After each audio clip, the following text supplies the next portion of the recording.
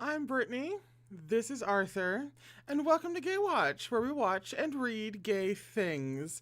Today, we finish Captive Prince. We finish all of Captive Prince. We are down to the last two short stories, and one being about Erasmus, and one being about Charles, but then I think Damon and the Rom pop up as well. So the Charles story, being the last one that we will read, is from the Summer Palace, and then the Erasmus short story is a little bonus at the end of Captive Prince, like the first book. And also today, after the break, we will be giving away the actual whole trilogy.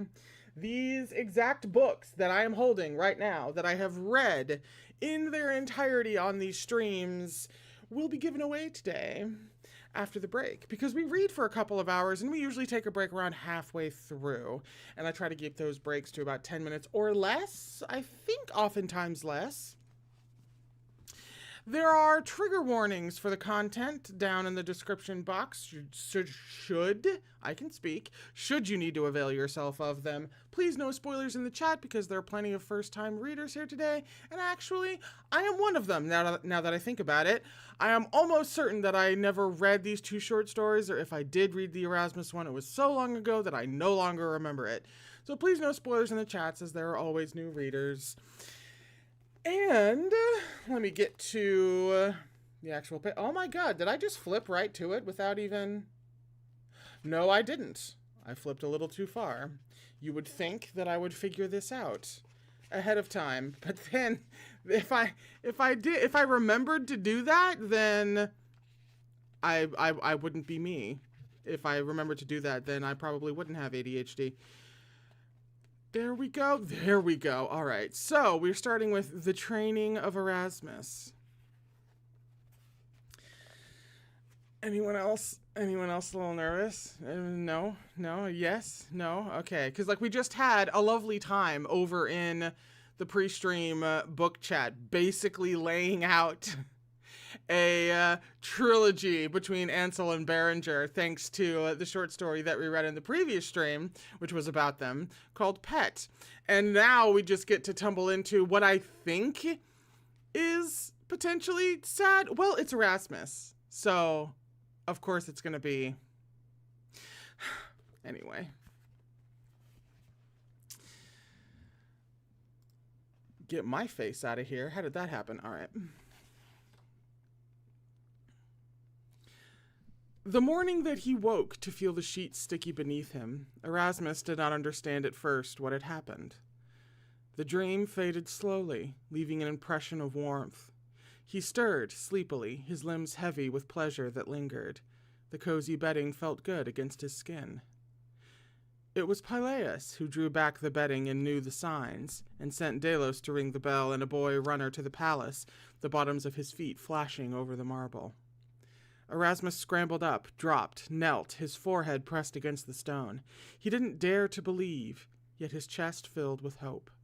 With every mote of his body, he was aware that the sheets were being taken from the bed, wrapped with great care, and tied with a ribbon of gold thread to signify what, at last, oh please, at long last, had happened.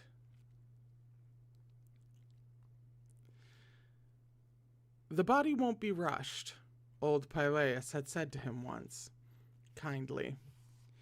Erasmus had flushed at the thought that he might have shown his yearning on his face, yet every night he had wished for it, wished that it would come before the sun rose and he was another day older. The yearning had in those later days taken on a new quality, a physical note that hummed through his body like the quivering of a plucked string. The bell started to clang through the gardens of Nereus. Nereus. I want to say Nereus. As Delos heaved on the rope, and Erasmus rose, his chest filled with heartbeats, to follow Peleus to the baths. He felt gangly and over-tall. He was old for it. He was older by 3 years than the oldest to take training silks before him, despite all his fervent wishes that his body would offer up what was needed to show him ready. In the baths, the steam jets were turned on, and the air in the room grew heavy. He soaked first, Then he was laid out on the white marble, and his skin was steamed until it seemed to throb with the perfumes of the air. He lay in the submissive posture with his wrists crossed above his head, which, some nights, he had practiced alone in his own room, as if in practicing he could conjure this very moment into being. His limbs grew pliant against the smooth stone beneath him. He had imagined it, at first excitedly, and then tenderly, and then, as years passed, achingly. How he would lie still for the ministrations, how he would lie perfectly still.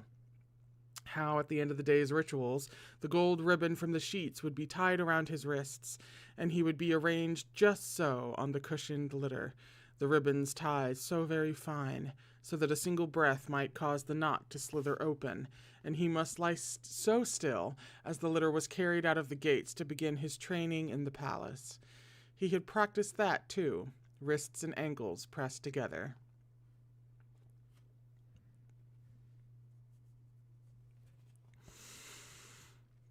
He emerged from the baths heat-dazed and yielding, so that when he knelt in the ritual pose it felt natural, his limbs pliant and willing. Nereus, the owner of the gardens, flung out the sheets, and everyone admired the stains, and the younger boys clustered around. And while he knelt, gave him touches and happy tributes, kisses on the cheek, a garland of white morning glory dropped around his neck, chamomile flowers tucked behind his ears. When he had imagined it, Erasmus had not imagined that he would feel so affectionate toward each moment. The shy little proffering of flowers from Delos, the shaking voice of old Peleus as he said the ritual words, the fact of parting making everything suddenly very dear. He felt with a sudden swell that he didn't want to stay where he knelt. He wanted to rise, to give Delos a fierce goodbye hug, to rush out to the narrow bedroom he would leave behind forever, the bare bed, his little relics that he must leave also, the spray of magnolia blossom in the vase on the sill. He thought of the day the bell had rung for Callias, the long embrace as they clung to each other at parting. "The bell will ring for you soon, I know it," Callias had said. "I know it, Erasmus." That had been 3 summers ago. It had taken so long, but suddenly it was too soon that boys were sent out and the bolts on the doors were being thrown open. And that was when the man came into the hallway.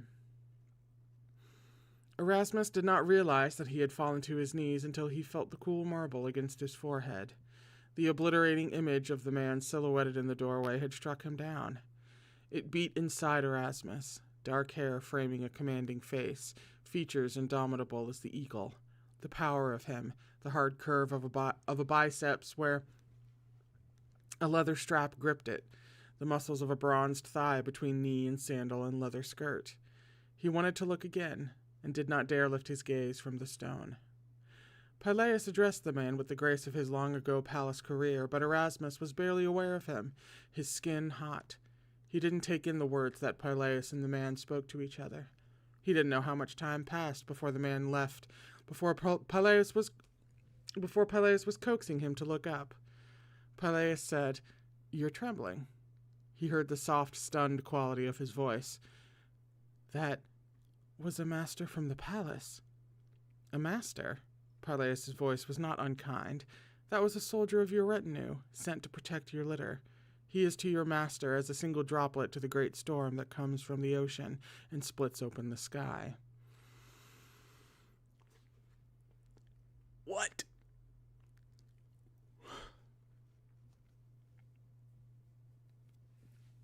Yeah. Liv's like, fuck the bell specifically. Yeah. All right.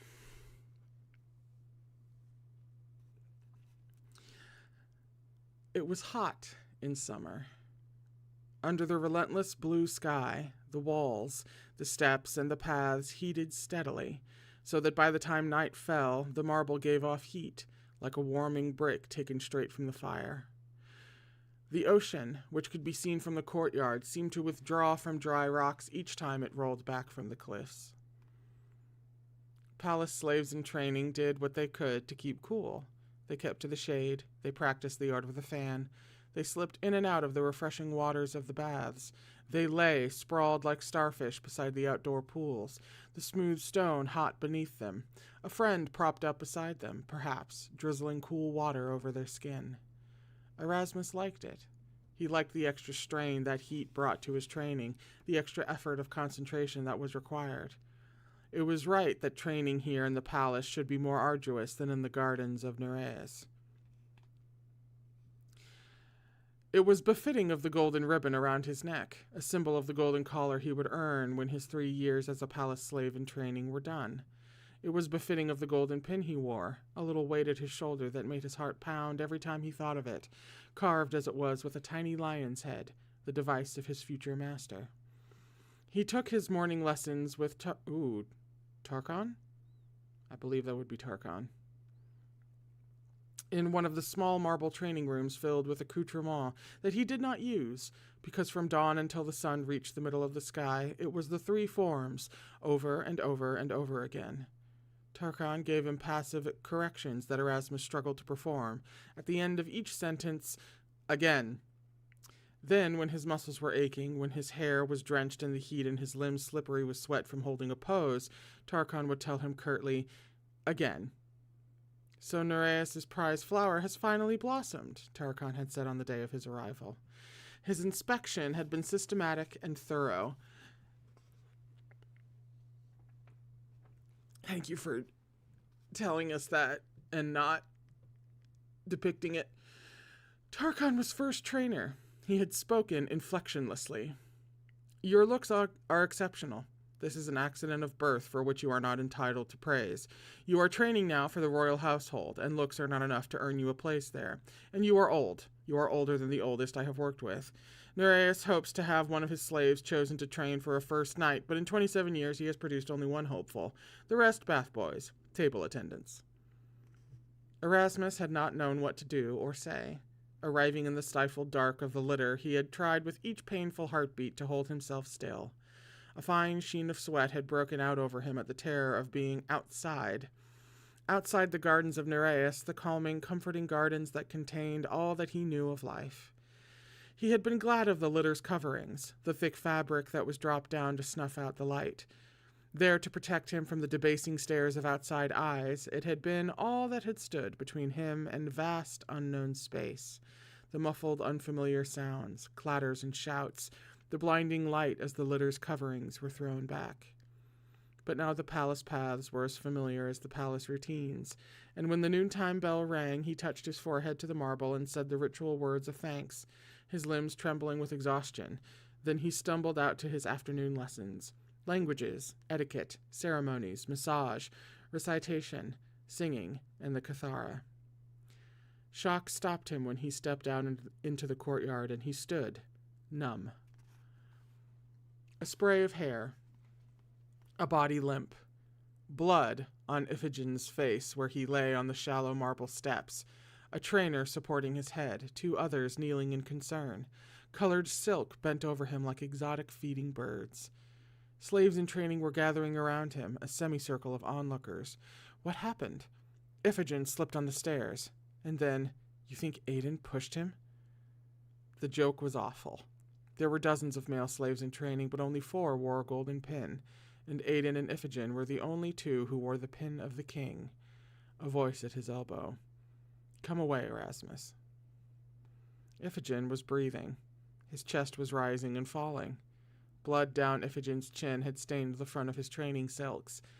He would have been on his way to a Cathara lesson. Erasmus, come away. Distantly, Erasmus felt a hand on his arm. He looked around blindly and saw Callias. Trainers were lifting Iphigen and carrying him indoors. In the palace he would be tended by concerned trainers and palace physicians. He'll be all right, won't he? No, said Callias. It will scar. That's a scene break.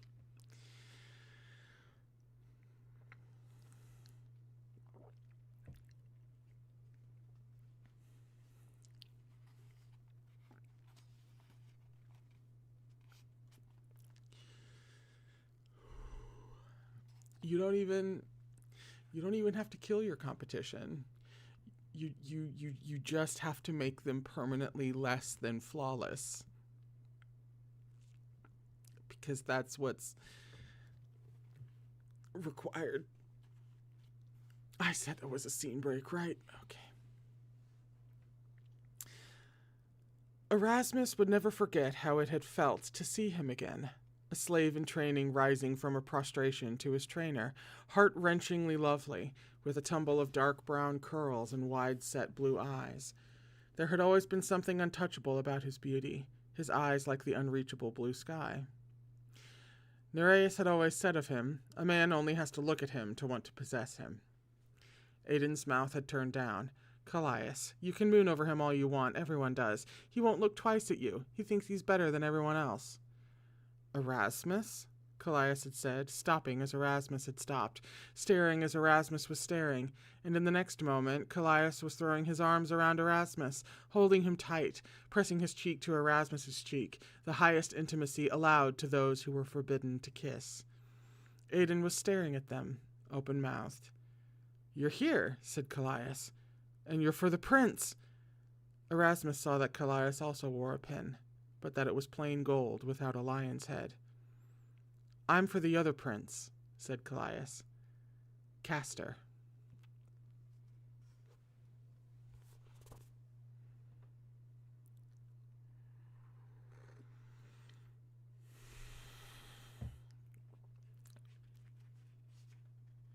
That's another scene break. Somebody, I can't remember if I actually replied to this or not.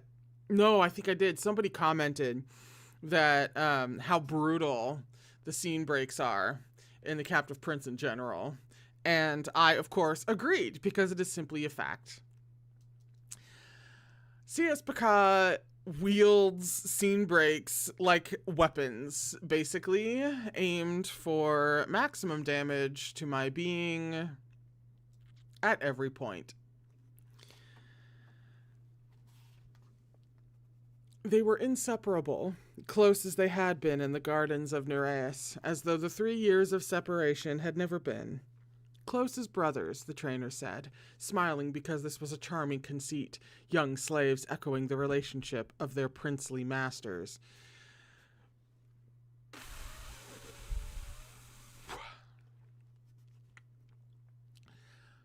We're apparently just breathing through this one. In the evenings, and in the moments snatched around training, they spilled out their words and seemed to talk about everything. Callias talked in his quiet, serious voice about vast, wide-ranging topics, politics, art, mythology, and he always knew the best of the palace gossip. Erasmus talked hesitatingly and for the first time about his most private feelings, his responsiveness to his training, his eagerness to please. All of this with a new consciousness of Callias's beauty, of how far beyond him Callias seemed. Of course, Callias was 3 years ahead of him in training, although they were the same age. That was because the age at which one took training silks differed and was not marked in years. The body knows when it is ready. But Callias was ahead of everyone. The slaves in training who weren't jealous hero-worshipped him. Yet there was a distance between Callias and the others. He wasn't conceited.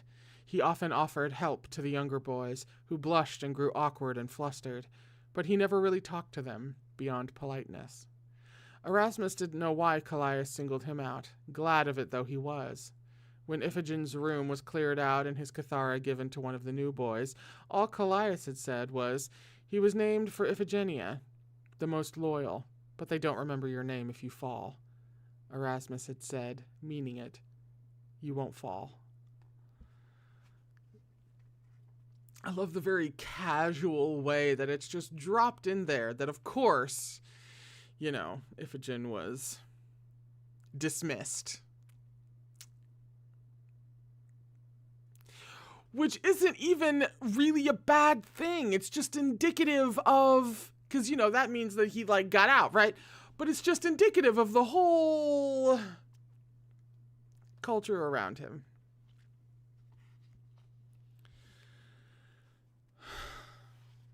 That afternoon, Callias flung himself down in the shade and let his head rest in Erasmus's lap.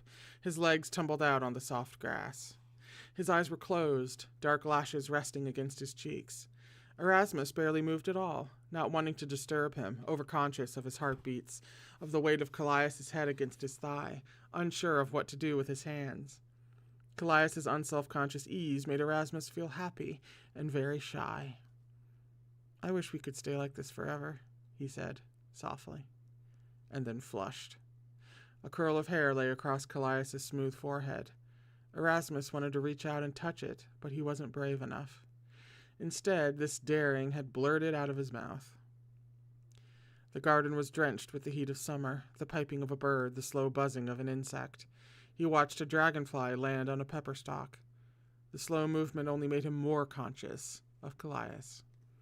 After a moment, "I've started training for my first night." Callias didn't open his eyes. It was Erasmus's heart that was suddenly beating too fast. "When?" "I'm to be Castor's welcome when he returns from Delpha." He said Castor's name with its honorific, as all slaves did when they spoke of those above them. Castor exalted. It had never made sense that Callias was being trained for Castor, yet for some reason the keeper of the royal slaves had decreed that his finest slave in training should go not to the heir or the king, but to Castor. "Do you ever wish for a lion pin? You're the finest slave in the palace. If anyone deserves to be in the retinue of the future king, it's you. Damianos doesn't take male slaves. Sometimes I don't have your coloring," Callias said.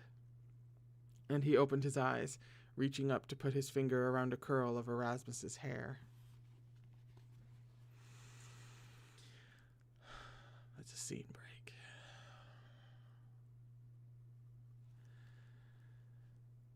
His coloring, if truth were told, had been carefully cultivated to the prince's taste. His hair was daily rinsed with chamomile, so that it brightened and improved in luster, and his skin kept from the sun until it changed from the golden cream of his early boyhood in the gardens of Nereus to a milky white. "It's the cheapest way to get noticed," Aiden said, his eyes displeased as he stared at Erasmus's hair. "A slave with real form doesn't draw attention to himself." Callias said later, Aiden would give his arm for fair hair. He wants a prince's pin more than anything. "He doesn't need a prince's pin. He's training for the king." "But the king is sick," said Callias. It's a scene break.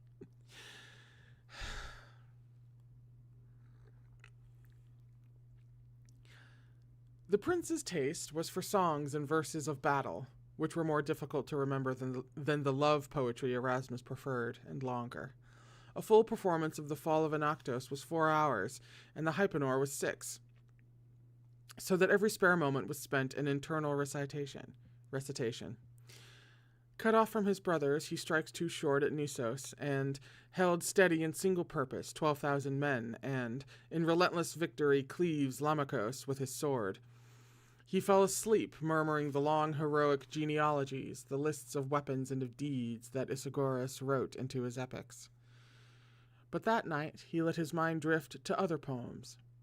"In the long night I wait." Ooh. Here's a name to pronounce. Laekthon? My best attempt. Laekthon's yearning for, Arsaces? Greek, you know what I mean?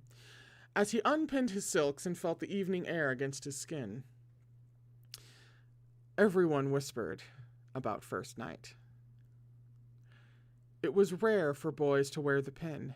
The pin meant a permanent place in the retinue of a member of the royal family. The pin meant more than that.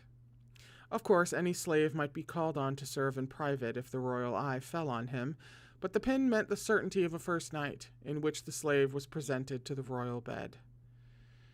Those who wore a pin received the best rooms, the strictest training, and first privileges. Those without dreamed of acquiring one and worked day and night in the attempt to prove worthy. In the male gardens,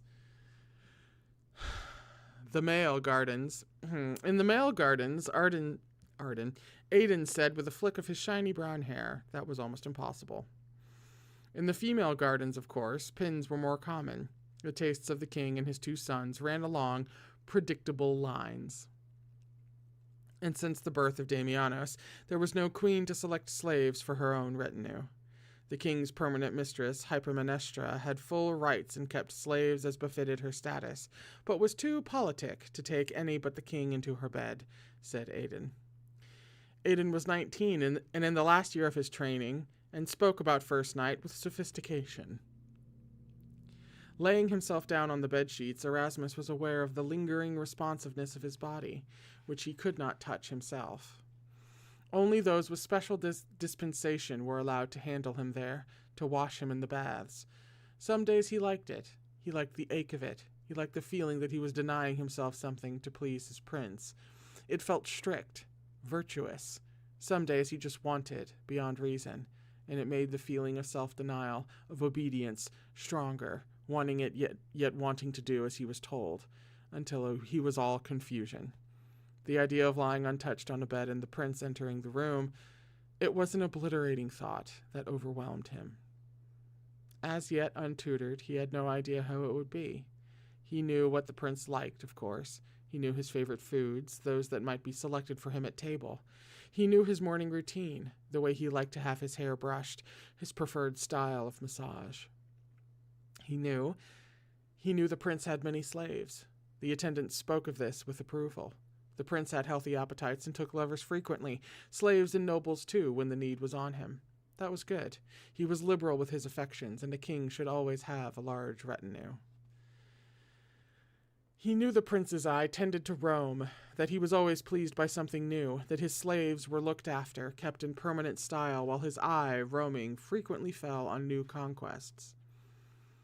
He knew that when he wanted men, the prince rarely took slaves. He was more likely to come from the arena with his blood up and pick out some display fighter. There was a gladiator from Isthema who had lasted in the arena for 12 minutes against the prince before he'd fallen to him, and who had spent 6 hours in the prince's chamber after. He was told those stories, too.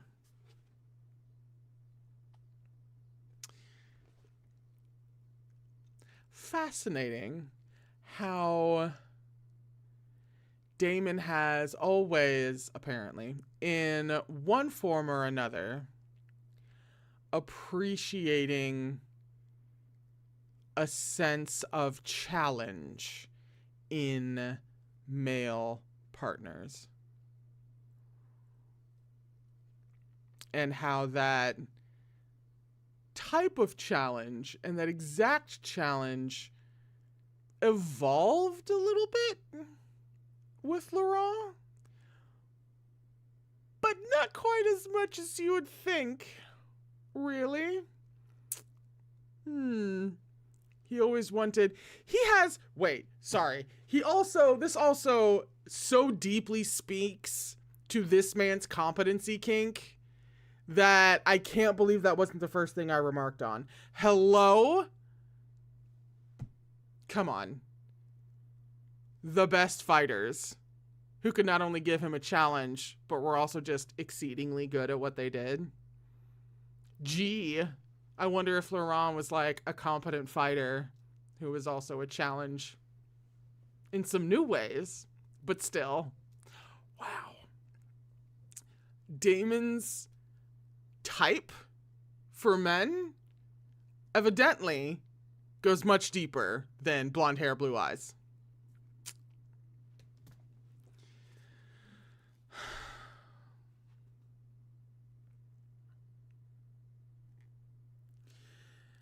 And of course, he only had to choose a fighter, and they would yield to him as any slave, for he was the son of the king. Erasmus remembered the soldier he had seen in the gardens of Nereus, and the idea of the prince mounting him was a stunning image in his mind. He could not imagine that power, and then he thought, but he will take me like that. And the deep shiver went all the way through his body. He shifted his legs together. What would it be like to be the receptacle for the prince's pleasure? That was a rather brutal word choice there. He lifted a hand to his own cheek, and it felt hot, flushed as he lay back on the bed, exposed. The air felt like silk, his curls trailing like fronds across his forehead. He drew his hand to his forehead and pushed the curls back, and even that gesture felt over-sensual, the slow motion of one underwater. He raised his wrists above his head and imagined the ribbon binding them, his body the prince's to touch. His eyes closed. He thought of weight, dipping the mattress, an unformed image of the soldier he had seen silhouetted above him, the words of a poem. Arsaces, undone.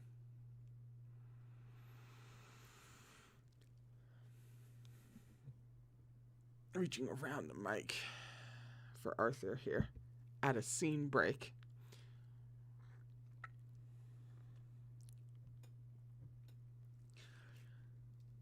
The night of the fire festival, Callias sang the ballad of Iphigenia, who had loved her master so much that she waited for him, though she knew what it meant to do so, and Erasmus felt the tears well up in his throat. He left the recital and walked out into the dark gardens, where the breeze was cool in the scented trees. He did not care that the music was growing distant behind him, needing suddenly to see the ocean.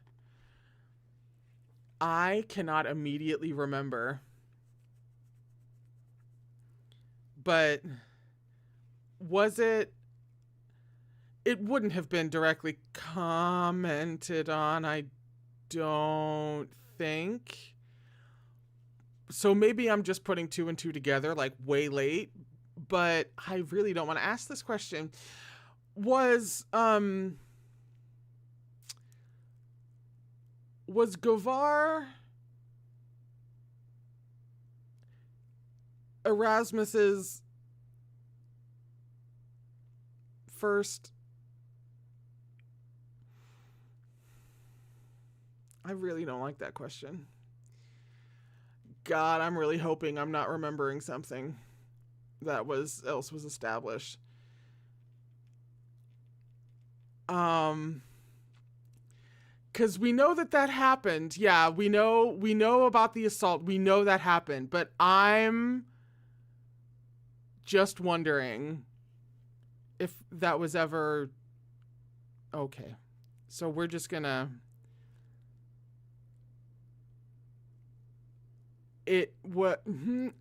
Okay. He already told... Yeah, we're just gonna keep reading. We're just gonna keep going. Where even am I? That question was so awful that I didn't even did not thoroughly knocked off course. Where the hell am I?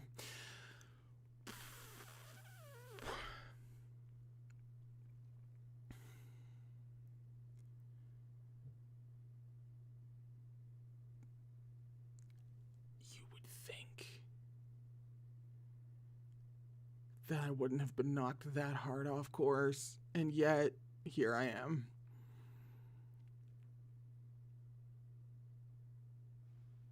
Good Lord. Okay.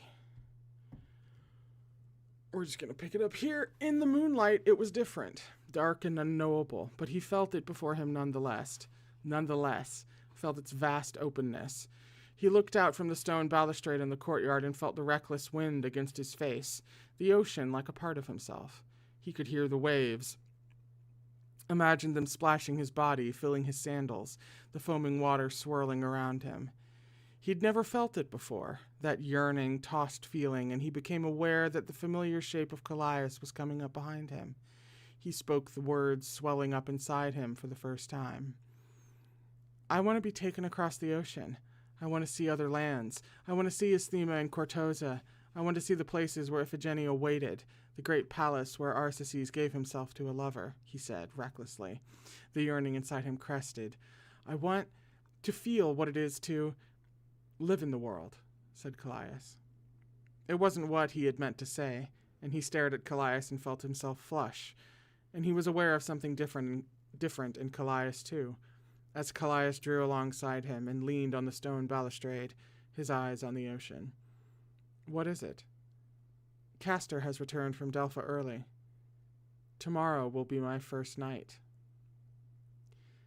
He looked at Callias, saw that distant expression on his face as he gazed out at the water, looking out to a world Erasmus couldn't imagine.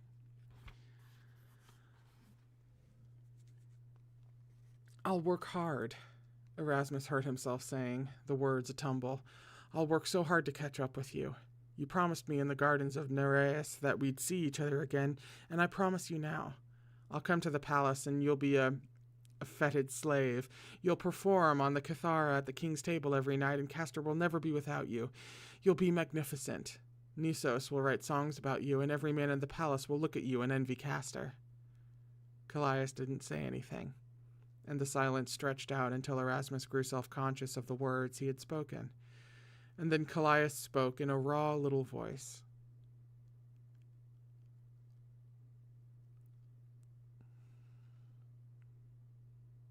"I wish you could be my first."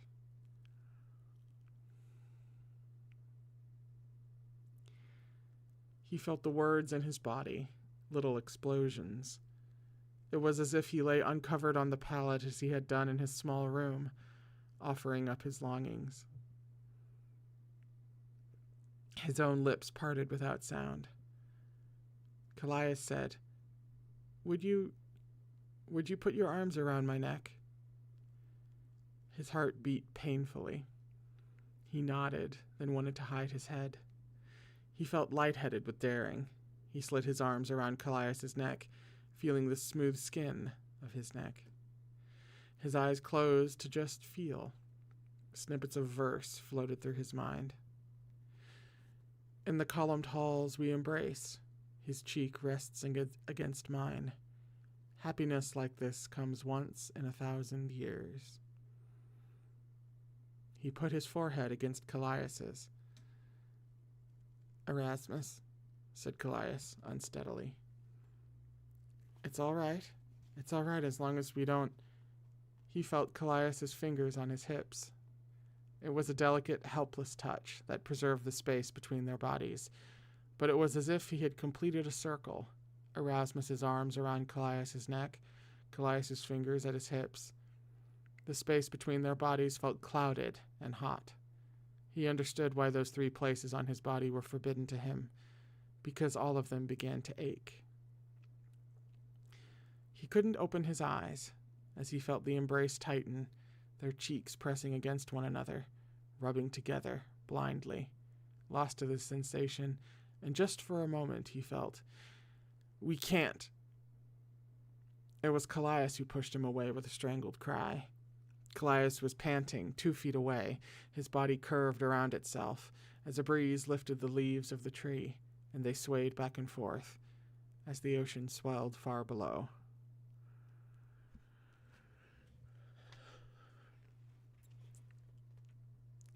"I would like to have words with a certain author." That was a scene break.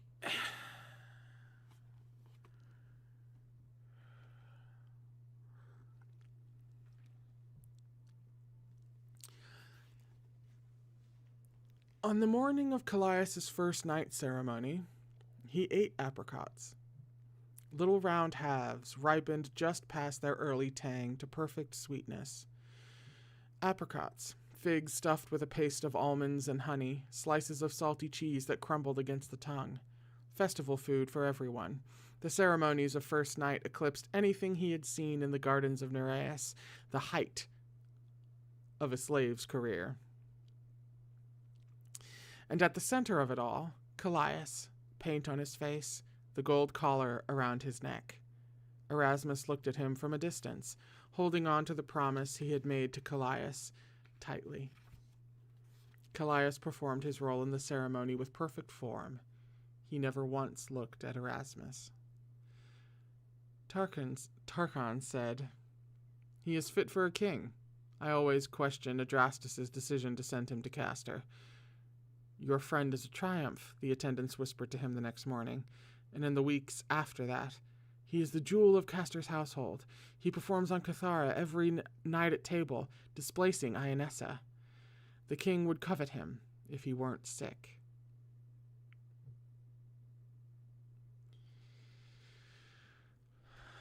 That was another scene break, I guess. I love how we're all holding hands out of pain.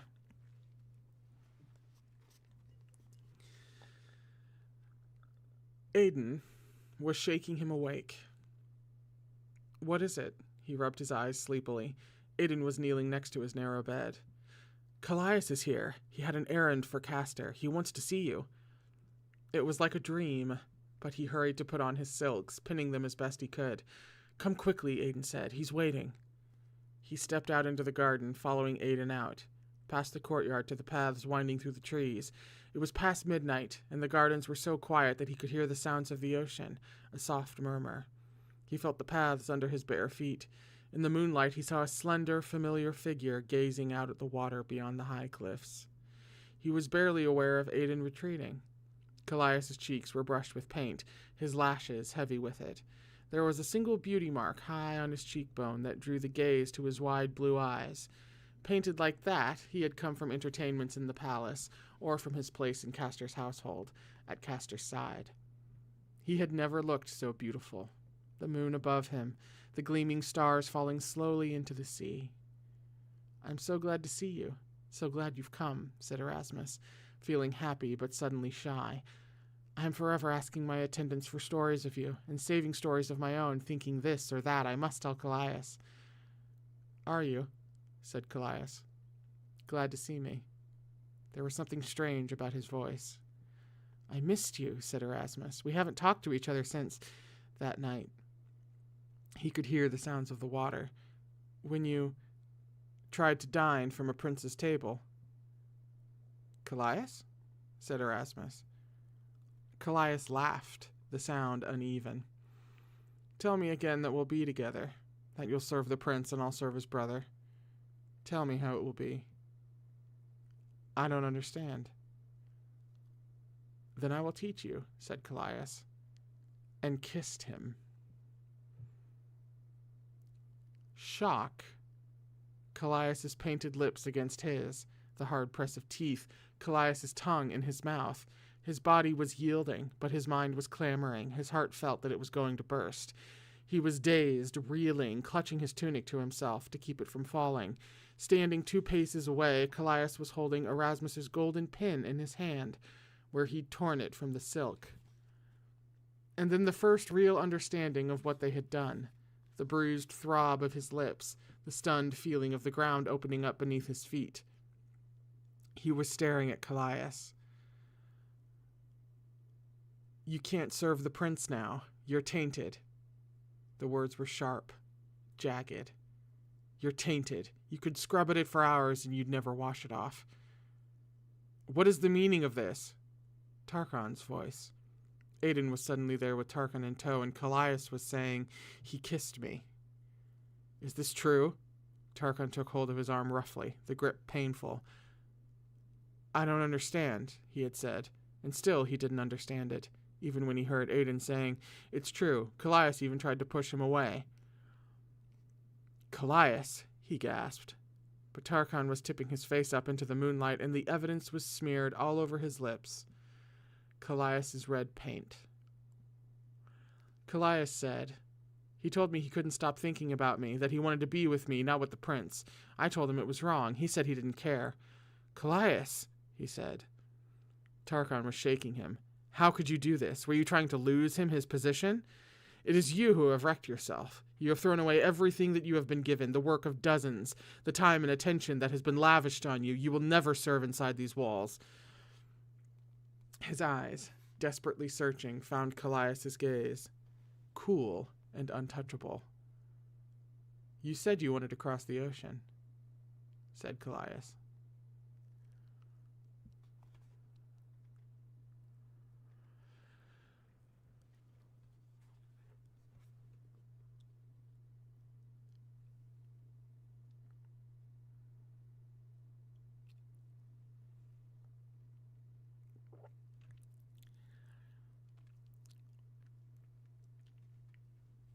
Not to add insult to injury here, but during that scene, I remembered when I asked the really awful question a little bit ago, and somebody, I actually can't quite remember who, but somebody said, no, that wasn't Erasmus's first time. His first time was the Sailors. And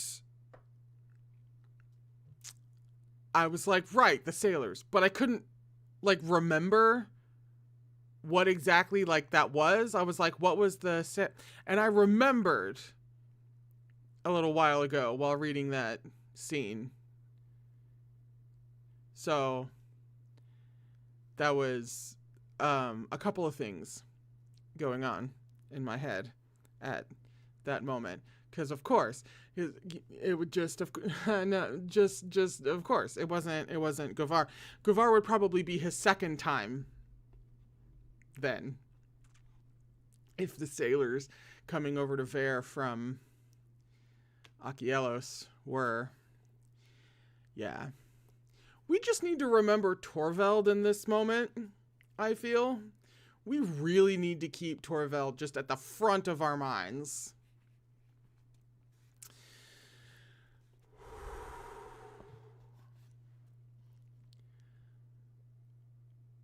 Three days of confinement, while trainers came in and out and spoke about his fate. And then the unthinkable. There weren't witnesses. There wasn't a ceremony. They put a gold collar around his neck and dressed him in slave silks that he hadn't earned, that he didn't yet deserve. He was a full slave, 2 years early, and they were sending him away. He didn't start shaking until he was brought into a white marble room in an unknown part of the palace. The sounds were strange echoes, as though it was a vast cavern containing water. He tried to look around himself, but the figures wavered like the flame of a candle behind warped glass. He could still feel the kiss, the violence of it. His lips felt swollen.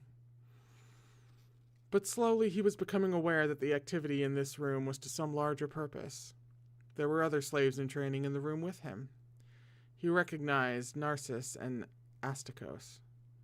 Narcissus was about 19 years of age, with a simple but sweet temperament. He would never wear a pin, but he would make an excellent table attendant, and perhaps a trainer himself one day, patient with the younger boys. There was a strange atmosphere, bursts of sound here and there from outside. The rise and fall of voices were the voices of free men, masters, in whose presence he had never been allowed before. Narcissus whispered, "It's been like that all morning. No one knows what's happening. There are rumors. There have been soldiers in the palace." Astakos said he saw soldiers speaking with Adrastus, asking for the names of all the slaves who belonged to Damianos. Everyone wearing a lion pin was taken away. That's where we thought you'd be, not here with us. But where are we? Why have we been brought here? You don't know? We're being sent across the water. There are 12 of us and 12 from the female training quarters. To Asthema? No, along the coast. To Vare. For a moment it seemed that the outside sounds grew louder. There was a distant metallic clash that he couldn't interpret. Another. He looked for answers to Narcissus, and saw his confused expression. It occurred to him, stupidly, that Callias would know what was happening, that he should ask Callias. And that was when the screams began.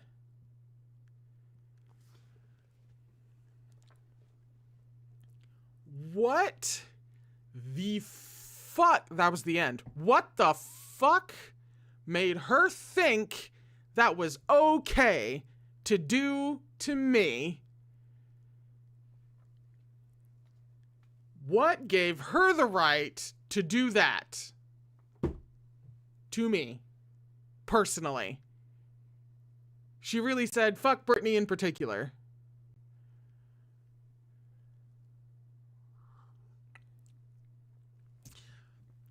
Since we are right at 4, this is rather convenient that we can all get up, take a walk, breathe a little bit, maybe chant Torvald a few hundred times, while we shift gears before we read the last short story, which is The Adventures of Charles, the Cloth Merchant.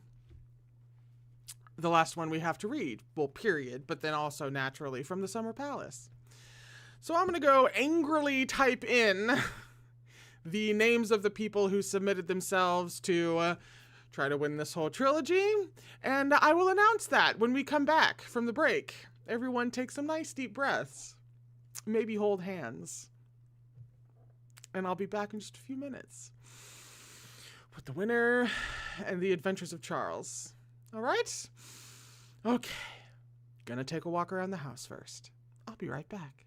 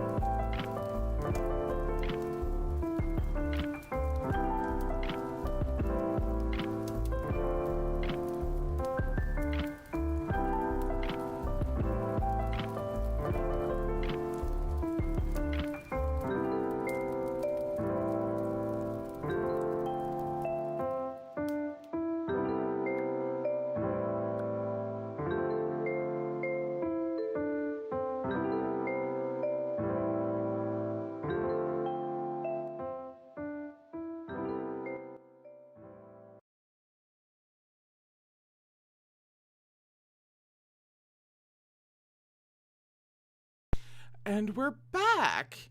So we are getting ready to do the giveaway. I have the names in the list over here, and I'm just about to hit randomize. And whoever comes up at the top of the list would be the winner. So let me get oriented right here. Sorry, that took a couple extra minutes. It tends to whenever I'm getting the list squared away, because do I remember to get that fully set up before I do the streams? Of course not. Why would I remember to do that? So let me hit randomize and see who the winner is. Laura Taylor, 5579. Laura Taylor, you have won this entire trilogy, these exact books, which they're really, I have a lot of nostalgia when it comes to these covers. These were the only covers that I ever knew for the trilogy for a long time because the new ones, the trilogy I have with the new covers, I only knew that the new covers existed like not too long ago. So there's a lot of oddly enough like comfort and nostalgia around these, and they're really lovely covers. I actually love how like they're simple but distinct, and I just really love them so much. So you get those. Please drop me a line either right here on YouTube in a comment, or over on the Patreon if you're a patron, or over on Tumblr if you're over there, wherever you like, private, so that we can, get information exchanged and I can get these to you because you have won this beautiful trilogy. Congratulations, Laura Taylor, 5579. Okay. So now I believe from what I have heard, we are about to embark on, a lighter, or at least a little bit more feel-good short story to end on.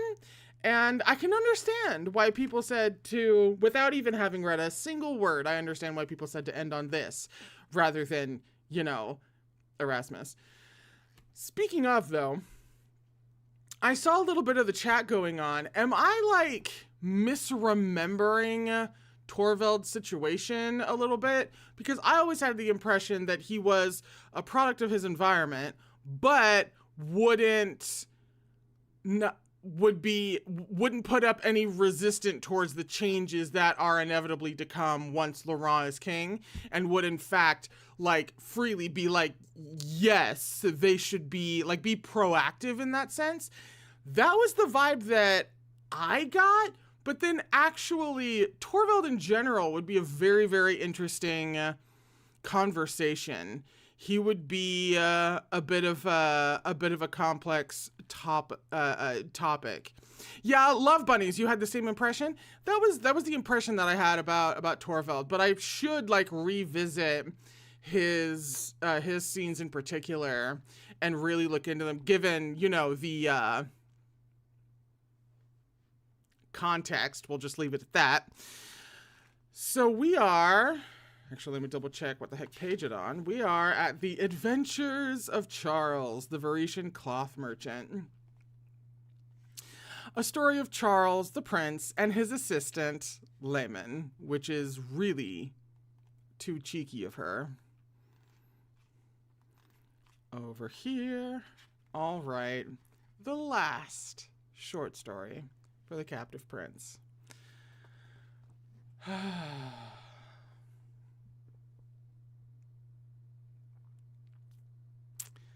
Charles was stepping out into the inn courtyard, a wide space where there was not too much horse dung to bother those in Achiellan sandals, when he saw the orange wagons. He had just finished an excellent, repast? Of cheese, cured meats, olives, and flatbreads. It was mid-spring, and he had heard this very morning from a vintner that the weather would hold, growing hotter each day until summer. An auspicious beginning, as he embarked on a trade journey north into the Achiellan province, of Aegina. I would skew Aegina, but I could be wrong. A year ago, he would have been carrying fine linens or white cotton, but he joined court of the Achaean king and the Varetian prince, was creating a burgeoning market for new styles. In Ver, the addition of short capes pinned to the shoulder, a la Achelos, had meant a rise in demand for silks and heavy velvets. And while in Achelos there was still very little desire for sleeves, there was a new interest in patterned borders, colored cloaks, and techniques of Varetian dyeing. It's the melding of everything right down to the textile industry for me. Well supplied for these daring new fashions, Charles anticipated a very profitable trip where he would sell to the Kairos of Aegina. Was I right or was I incorrect? Help a girl out, and arrive in Marlis in time for the ascension. Instead, he saw his assistant Guillaume wringing his hands as he did when he could not resolve a problem, and in the center of the courtyard, 5 bright orange wagons, strident in the sun, crowding everyone else out. They were big, flashy conveyances, a rich train riding out with a company of soldiers. Charles could see the soldiers, a full half-dozen. Charles' stomach sank at the prospect of a bright orange rival sharing his trade route. He could see the merchant sitting on the spring seat of the nearest wagon, wearing the latest Varetian brocade with weft patterning, and a wide-brimmed hat with a feather that bobbed over his neat hair.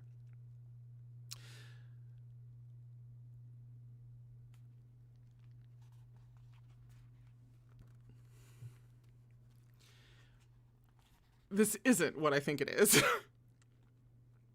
And I mean, it said it in the... But I'm still over...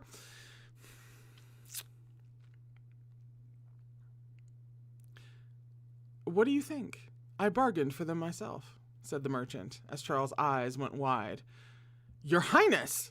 Quite overwhelmed, Charles began to bow. The merchant, who was not a merchant, was leaping down from the wagons. He cut off Charles's bow with a gesture for discretion. They are most noble, Orange, said Charles. They're yours. I transferred your merchandise along with your effects. Consider it my thanks for all you did for me in Melos. Your Highness, Charles looked at the orange wagons. Twice in his life he'd been afforded the great honor of meeting his prince. To think that the prince had remembered his humble contribution. This is too generous, and to come personally. There was no need. There's no debt between us. I would happily serve you. I am your subject. You helped me on the ride to Melos, said the prince. I thought I might help you on your ride through Aegina. We have these wagons and soldiers for protection. What do you say? Help me, said Charles. I echo the sentiment. Help. Help me. Dear God, fucking help. I can't. To say nothing of the fact that warm, happy, fun Laurent? What?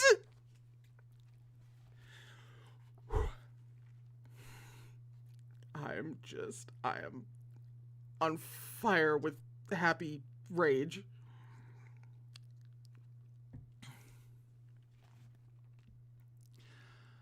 This astonishing prospect took a moment to grasp. Yeah. I just took that moment, thanks. To be entrusted again with the prince's company, it did not quite seem possible. She's looking us dead in the eye when she's writing this. And yet here he was, the same nobility of spirit, the same haughty mannerisms that could not be mistaken for anyone else. His mind whirling, Charles tried to focus on practical matters. He told Guillaume not to fret. He explained his cousin's return. He explained the change of wagons. He checked the stock and was pleased to find it in meticulous order. He met the 6 soldiers, though he did not recognize any of those men he faintly remembered from the prince's guard. Jazar or Dord. Wait! No, okay. For a split second, I thought she had sprung ship names on us again, and I was about to drop dead. But no. No, she didn't. She could have, actually, but she didn't. But there was one happily familiar face as a man stepped out from the last of the wagons, unfolding himself as he emerged from a space that was meant for much smaller men. Lamen, said Charles. The first time Charles had met Lamen, he had been pretending to be a merchant from Patras, not very successfully. Charles had noticed the holes in Lamen's knowledge of silk right away. Now, Charles thought fondly, it was obvious why. Lamen was not a merchant. He was merely a merchant's assistant. She's having too much fun again!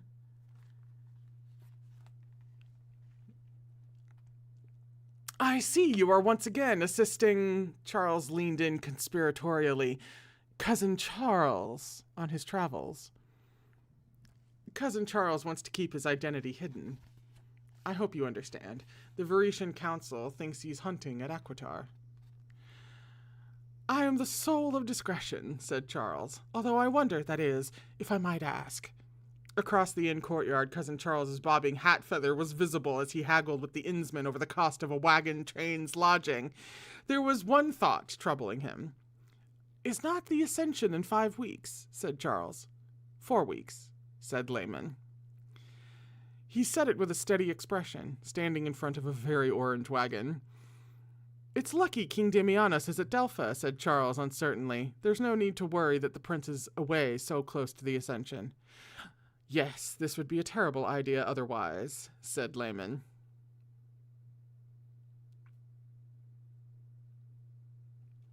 That's a scene break. Their first stop in Aegina. I am so sorry. If you have corrected me about Aegina, I have not seen it yet. I will try to keep a closer eye.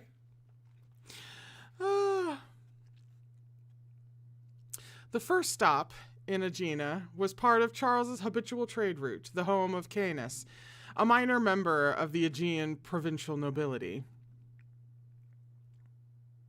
Oh, did you? No. Okay. The region was famous for its hospitality and for its meat dishes. There was a slow-roasted lamb shoulder that was simply seasoned with garlic and lemon that Charles was looking forward to particularly.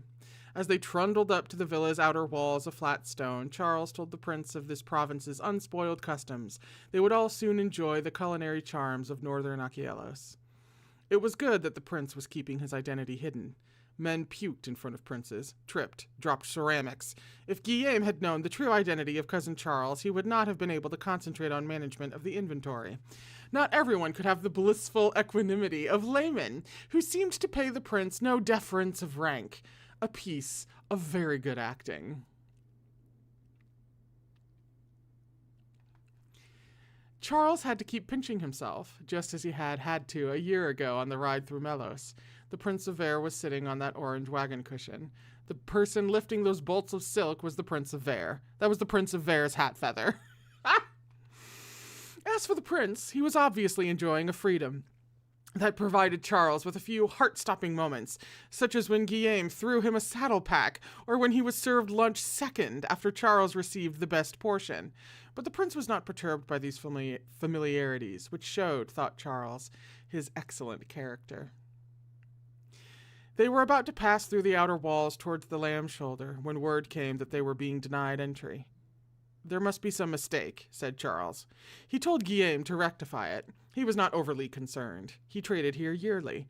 Canis had a preference for lighter linen and chittens in the overfold style, and he had several pieces of banded embroidery that she would find very handsome. There's no mistake, said the guard. Charles the cloth merchant is not welcome here. The shock of this caught Charles without words. He struggled to think of why there might be some grievance, hotly aware that the misunderstanding was unfolding in front of his prince. Well, there's your mistake, said an unmistakable voice. You're thinking of the wrong Charles. That's old Charles. I am young Charles. You can tell by the orange wagons.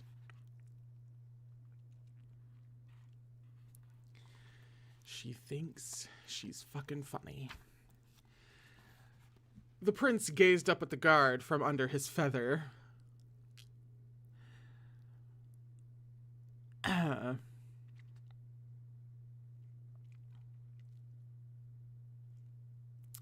There are 2 Venetian cloth merchants named Charles, said the guard.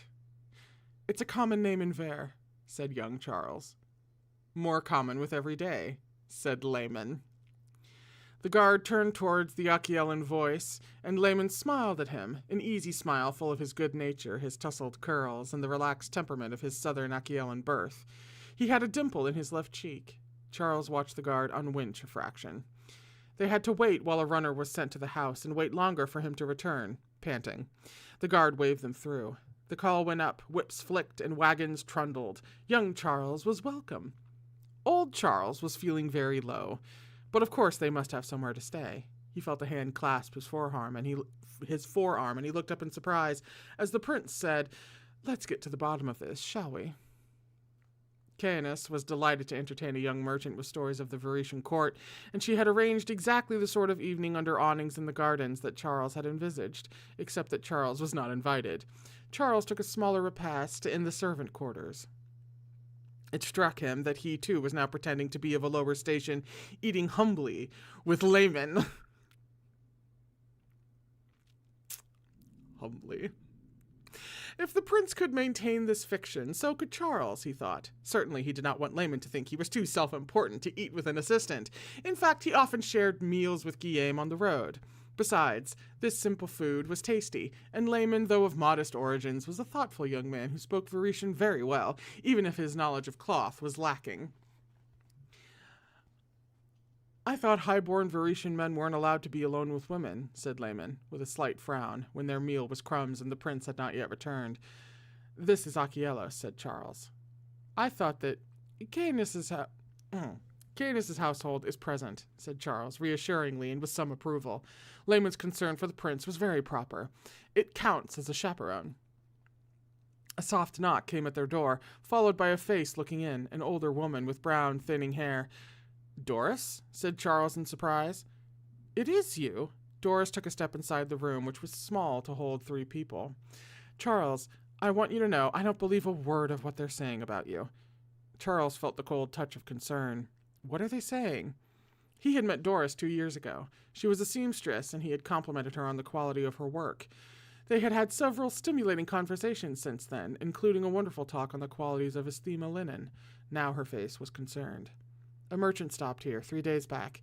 He said you were here because you weren't welcome in the capital. He said you tricked the king of Achelos with a bad trade." "No, he didn't," said Lamen, standing.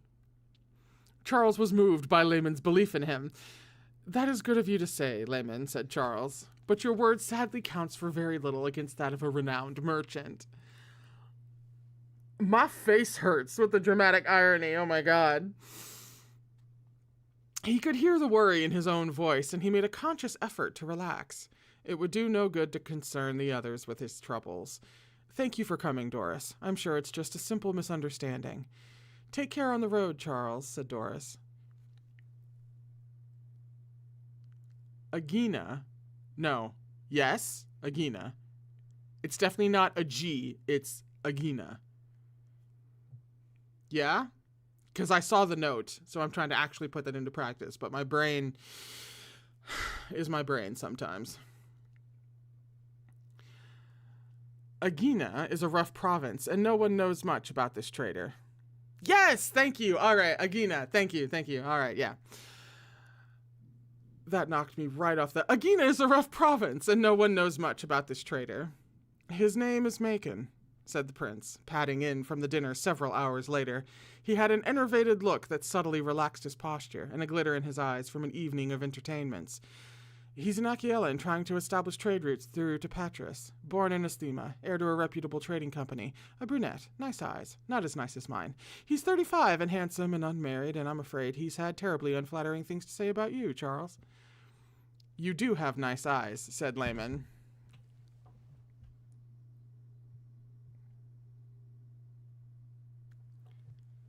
I'm sorry. I'm so sorry. You gotta draw a line somewhere. And no.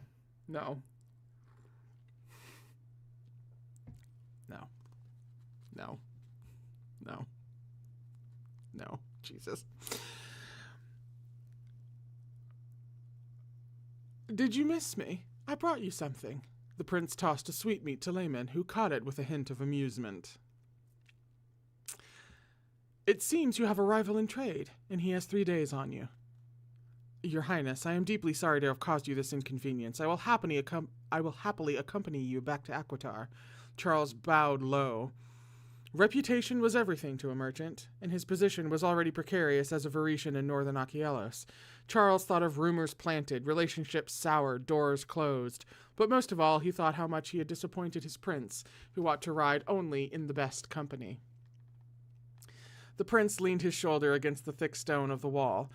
What's your next trade stop? It's northeast, to Semia. Semea?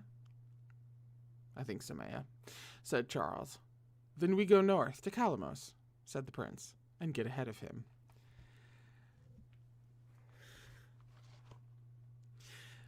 That's a scene break. Do you mean to tell me that Laurent, prince and impending king of Ver, the blonde viper himself, has turned his abilities towards a merchant conflict involving his friend? That's like aiming a cannon at a mouse. What is happening? Oh my God. Jesus. Trade was often a race. First across the mountains in spring, first to reach a port, a household, a patron. The orange wagons were not built for a sprint, but Lamen had an excellent work ethic and the sort of physique that was very good at rearranging heavy bolts of cloth. No, seriously, my face fucking hurts.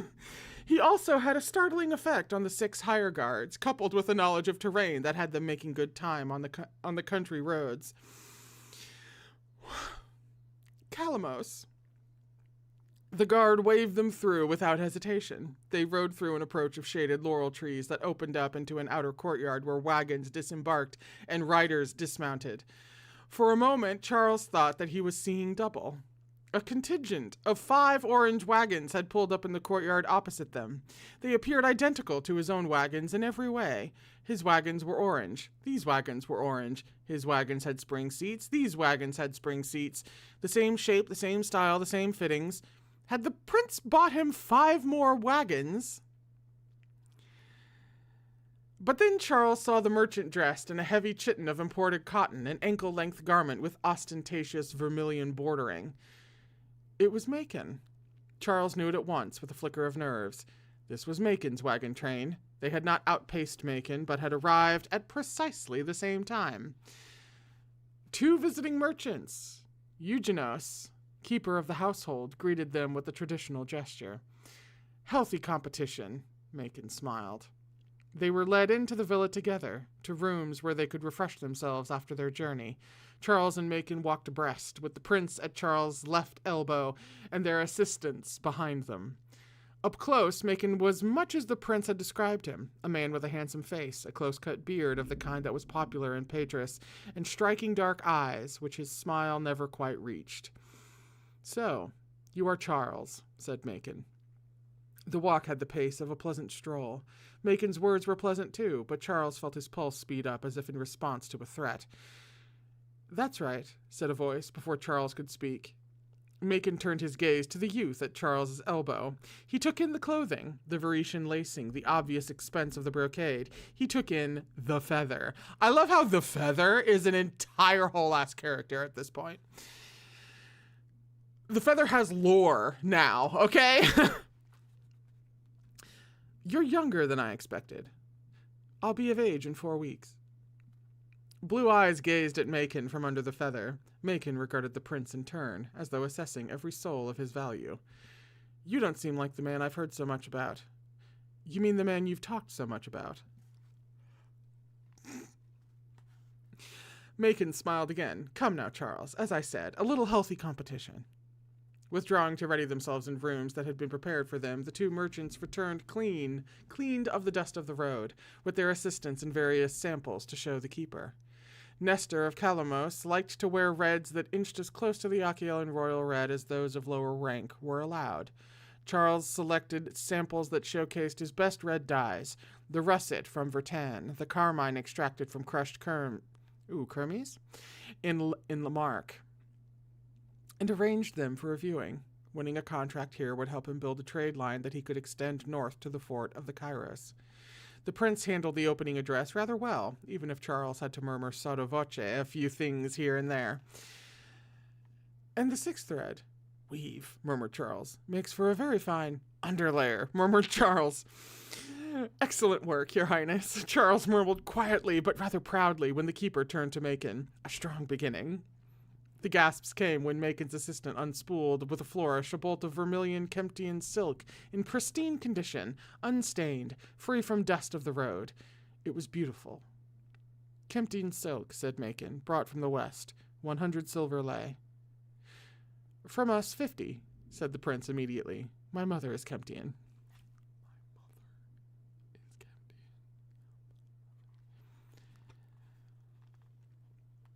Cousin Charles, said Charles, but before he could object, can you outmatch 50 lei? The keeper looked back at Macon.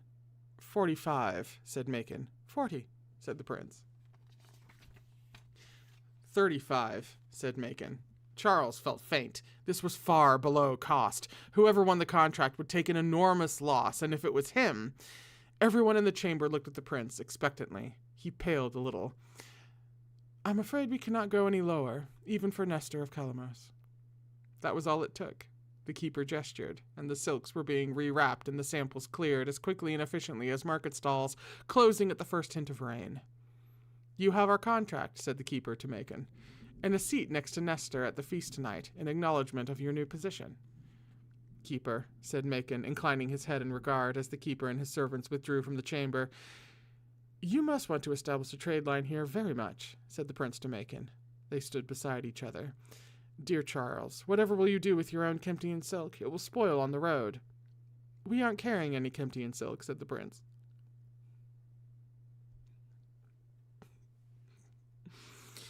It took a moment for those words to be understood, and then Macon's expression changed.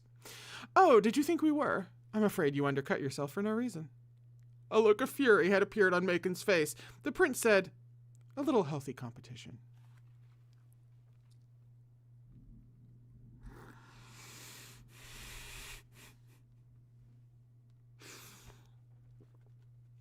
Dinner was glorious. The seating arrangements did not detract at all from the delicious smoked pork and leek, the caramelized onions, and the full-flavored regional wine. Each story that Cousin Charles told seemed to cast Charles in a subtly favorable light. And when Nestor leaned in and complimented Cousin Charles on the color of his red brocade, Charles only had to mention that they carried similar stock, and the deal was made. A contract. Charles slept blissfully on the narrow bed and woke buoyed by good spirits, optimistic about his northern expedition, until he came down to the stables, dark in the pre-dawn, and saw the activity there. Guillaume was holding a torch, the flames illuminating the interior of the stall. The prince was on his knees in the straw with his hand on the neck of one of the draught horses, the piebald with the huge feathered hooves. It was laying on its side, its breathing labored. It was dying. Meat for the hunting dogs, the stable hand said. The prince said without rising that he didn't think that was a good idea. Guillaume said in a low voice, it was poison. It was in the feed. Lamen noticed a dead field mouse near the grain stores. If not for that warning, we'd have lost all the horses, not just this one. The prince stayed with the horse while Lamen touched him on the shoulder, then arranged for a horsemaster to put the horse down. The prince only rose when the horse was dead. Fuck this author. The sun was very bright when they all emerged from the stables into the courtyard, where Macon's 5 glaring wagons were assembled, ready to leave. Macon himself was dressed in a stately white chiton, his eyes dropping to the prince's ruined silk, the patches of dirt and straw on his knees. Horse trouble. Macon's voice was mild. These things happen in trade, Charles told the prince as they readied their wagons much later. I taunted him, said the prince, his voice level, like his, Acetus' blue gaze when he turned it on Charles. I was enjoying it. With only a single draught horse pulling a 2-horse wagon, they had to travel more slowly and stop often. There was no chance of outpacing Macon now. He was well ahead of them. Wherever they went, he would arrive first, to snatch up their trade and foment rumors. Yet if not for the prince, Charles would already have a name synonymous with treason in this region. If not for Lamen, he'd have 10 dead horses rotting in the stables instead of 1. He didn't say any of that. As they trundled slowly onward, he thought of the prince on his knees in the stables, and the piebald lying on its side, blowing air through its nose in the straw. It's a scene break. Once again, fuck this writer. She can't be allowed near a scene break. That's just how it is. It was very late when they arrived at the inn, and 24 sets of hostile eyes watched them walk in. The village of Halki was small, and the inn was smaller, a rectangular wooden building with outside seats underneath hanging grapevines, and an interior with a dirt floor where locals, and sometimes their livestock, took repast or shelter for the night. The prince had suggested it. We can't stay at the same way houses as Macon. It isn't safe. He was quite right. Sabotage was even more likely on the road, and so they had come to this small local inn with its narrow interior and a single leg of lamb over the fire. Outside, their horses stood with nose bags still hitched to the wagons. The barn was occupied, full of their soldiers shaking out sleeping rolls for the night. Inside, the men, it was all men, were seated in 2 haphazard groups of about 8, with an additional fellow sitting alone in a poorly dyed blue woolen cloak with an uneven weave pattern, 2 others drinking wine alongside a penned gaggle of geese in the corner. Charles thought with a pang about the braised beef with melting onions at the larger way station that he knew well. It was immediately obvious that this inn did not cater to the merchant class. It probably did not cater to outsiders from a different village. Viretian was the first word spoken as they passed, and the tone was unpleasant enough that Charles would have left if the prince hadn't already found his way to a table. Charles sat across from him, uncomfortably close to the man in the blue cloak, which on closer inspection was of untreated wool, obviously home-woven. They had now been brought very low, Charles thought. "Lamb's edible," said the man in the blue cloak. "Thank you, stranger," said Charles, his Viretian accent ringing out awkwardly, too loud. There was in fact a smell of roasting lamb that filled the tavern, but it did not quite give it a comfortable feel, considering the hostility of the men and the presence of the geese in the corner. "You're not going to come..."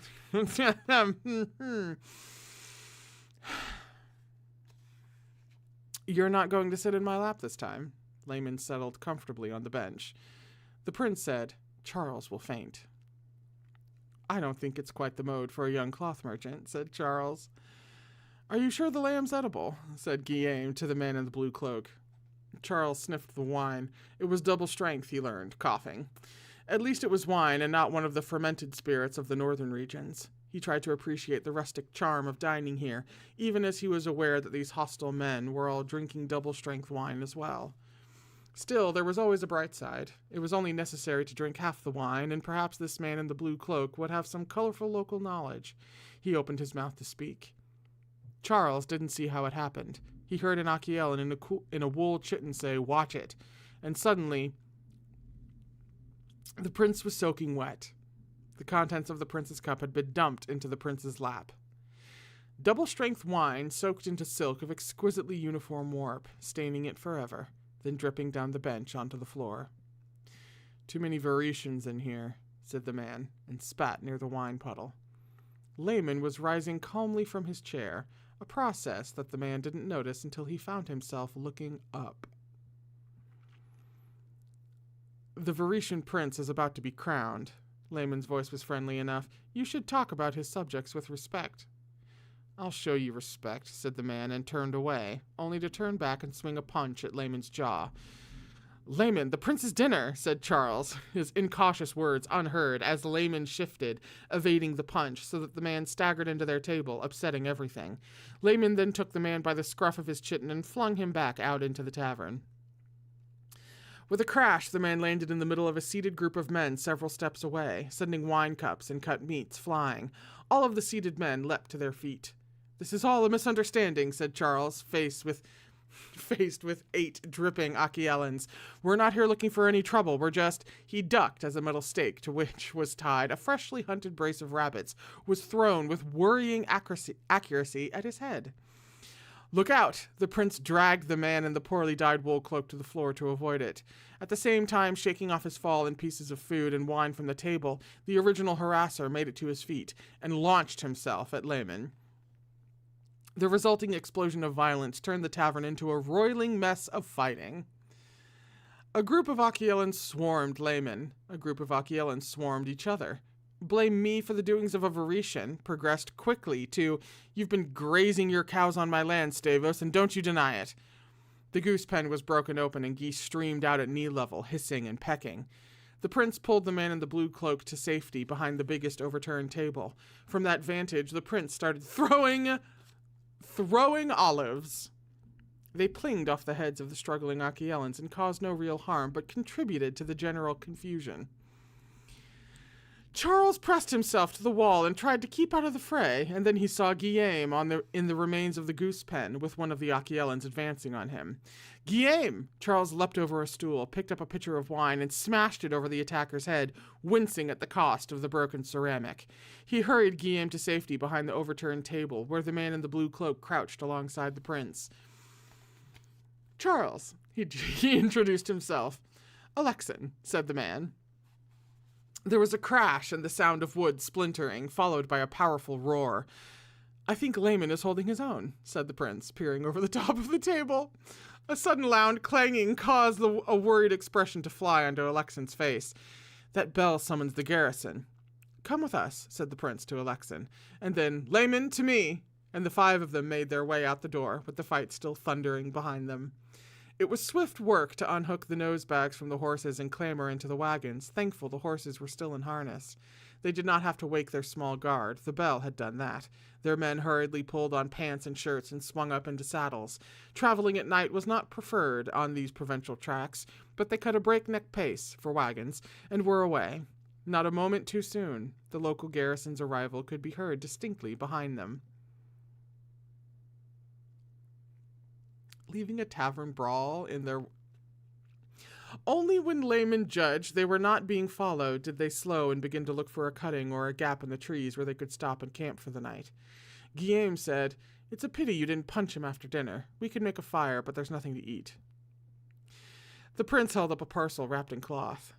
"The lamb," said Alexin, who had leapt down from the wagon. "I hid an Achielan with it," said the prince. "But aside from that, I think it's no more the worse for wear." "We'll have wine, too, if you squeeze out your jacket," said Lamen. He held up the brace of rabbits. "Quick thinking, Lamen," said Alexin admiringly. "Oh, no."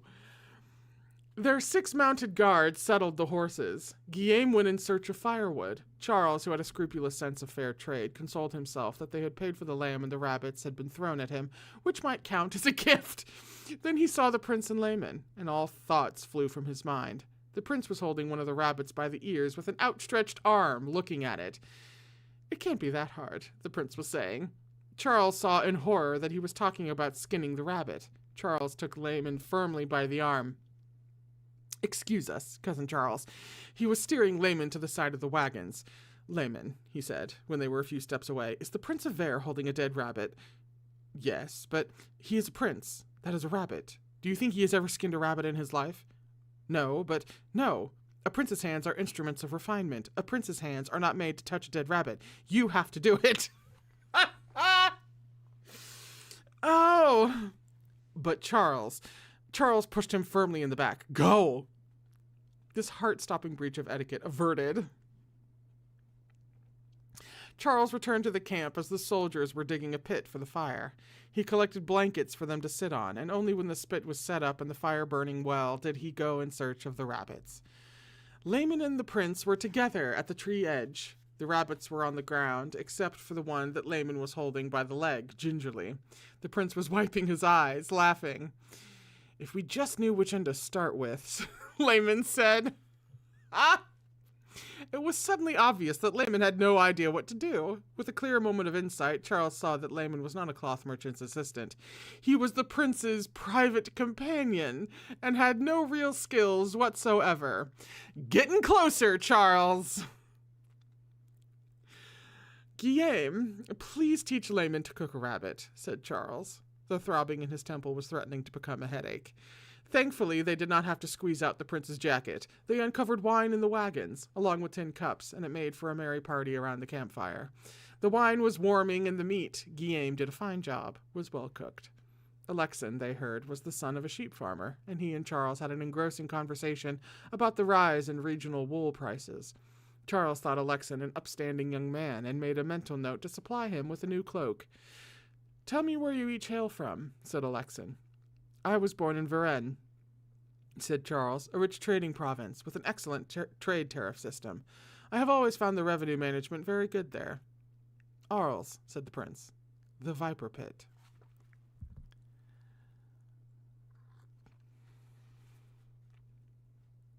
"Yes." Lamen stretched out, looking relaxed, his limbs warm in the firelight. "But I was brought to Arles, where we met." "I thought you were patron," said Guillaume. "No, I was born in the capital." He said no more than that. Charles supposed that he and Guillaume were two of the few who knew the truth of Lamen's origins, that under that long Varetian sleeve there was a golden cuff, and that Lamen had once been a palace slave. He did not know how Lamen had come by his freedom, though he could see how Lamen had caught the prince's eye. Lamen was a young man in peak physical condition, good-natured and loyal. Any unmarried nobleman would notice him. "And how is it you now fight for Varetians?" said Alexin. Charles found himself curious to hear his answer, but Lamen said only, "I came to know one of them."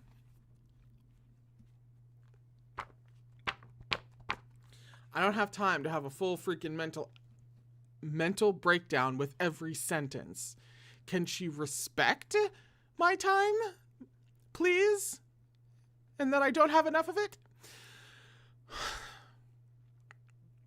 I came to know one of them. Where even did that offensive line fucking come out? There we are. The firelight seemed to change the mood, warming it. The wagons were visible in the flame glow, a rosy orange. "Around here, people don't think much of the new alliance," said Alexin. "Damianos is a great king," said Charles. "You should trust in him, as we trust in our prince." "Do you think they're doing it?" said Alexin. Charles coughed on his wine. "I beg your pardon. The king and Prince Laurent, do you think they're doing it?" "Well, it's not for me to say." Charles avoided looking at the prince. "I think they are," volunteered Guillaume. "Charles met the Prince of Air once. He said he was so beautiful that if he were a pet, he'd spark a bidding war, the likes of which no one had ever seen." "I meant in an honorable way," Charles said, quickly. "And everyone in Acciello speaks of the virility of Damianos," continued Guillaume. "This is too funny. I can't handle this." "I don't think it should follow that," Charles began. "My cousin told me," said Alexin proudly. "He met a man who had once been a famous gladiator from Isthema. He lasted only minutes in the arena with Damianos, but afterwards Damianos had him in his chambers for 6 hours. You see, how could a man like that resist a beauty like the prince?" Guillaume sat back triumphantly. 7 hours, said Lamen, frowning slightly.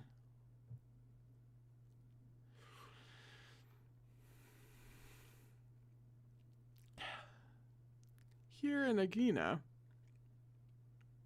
they say Damianos takes the prince every night, but that it's not seemly for a king to renounce his slaves and limit his appetites, denying himself all but one person. "I think it's romantic," said Guillaume. "Oh?" said Alexin. "I heard Damianos disguised himself as a slave to uncover the secret of his brother's treachery, and the Prince of Air fell in love with him, not knowing who he was."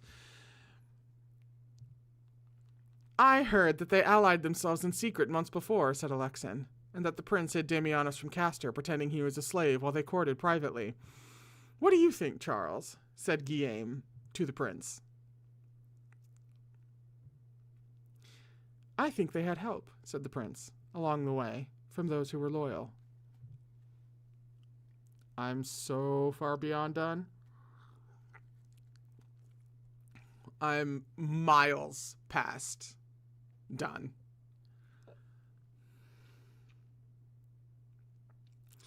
Charles felt himself flushing at the prince's kind words, despite the improper subject of the conversation. He raised his tin cup. "I hope we have many nights like this with our new Achelan friends," said Charles. "To the Alliance," agreed Alexin, the words echoing back from those seated around the fire. "To the Alliance." Charles saw Lamen lift his cup and incline it towards the prince, who echoed his gesture, the two of them smiling a little. A scene break. Lamen, for some reason, grew more and more agitated as they drew closer to the fort. It had begun when Charles had briefly mentioned that there was a chance that they might meet the Kairos. He wished to make certain they each knew how to behave towards him with the full respect due his rank. "You mean Heron," said Lamen. "Yes, that's right," said Charles. "I can't meet Heron," said Lamen. "It's understandable to be nervous around great men like the Kairos, Lamen, but the prince wouldn't have you as an assistant if he didn't believe in your abilities."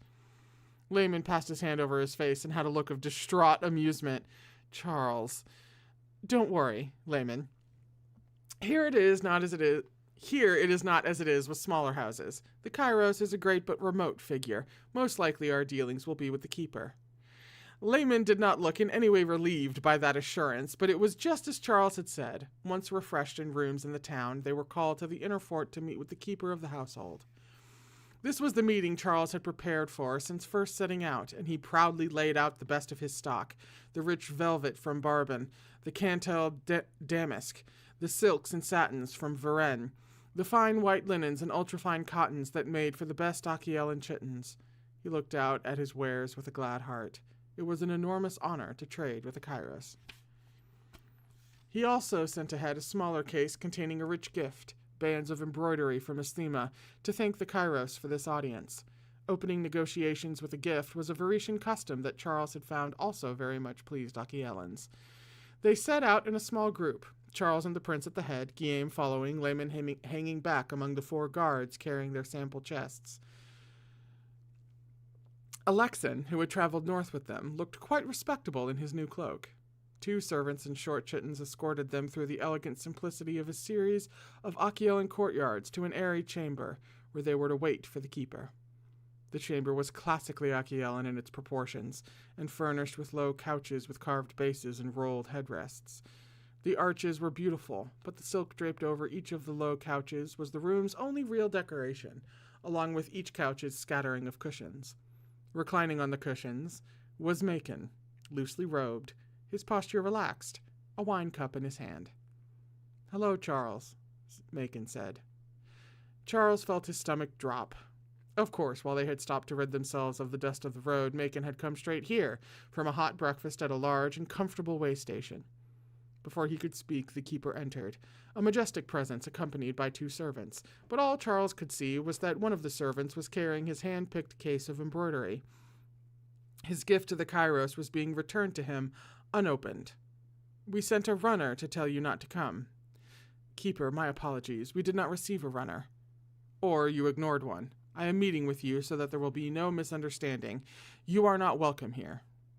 Charles felt the same disorientation that he had felt at the home of Canis. The case of embroidery was dropped to the marble floor in front of him with a sound that made him jump. "Keeper, if there has been some charge against me, I hope I would at least have the chance to—" "Treason," said Macon. "The charge is treason, isn't it?" "Treason is for the king to decide, but you stand against the alliance. You had false dealings with our king. Kairos Heron will not do business with you." "You're quite wrong," said a voice. Everyone turned. Charles gasped and bowed deeply in the Varetian style. The prince, Lamen, and Guillaume did likewise, while behind them, Alexin copied their Varetian movements awkwardly. On the other side of the room, the keeper sank into a traditionally Achelan obeisance, as did Macon.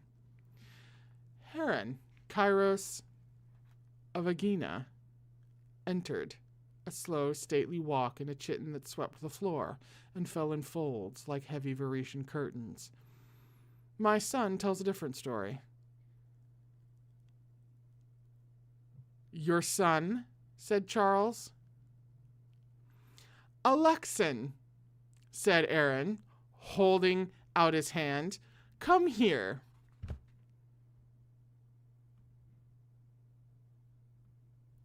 Is anybody an actual, like, person that they present themselves to be in this traveling troupe of people?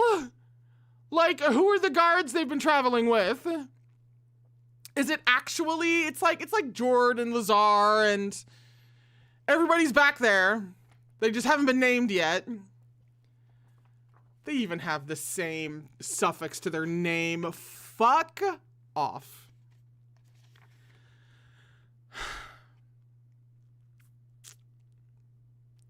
Also, poor Charles.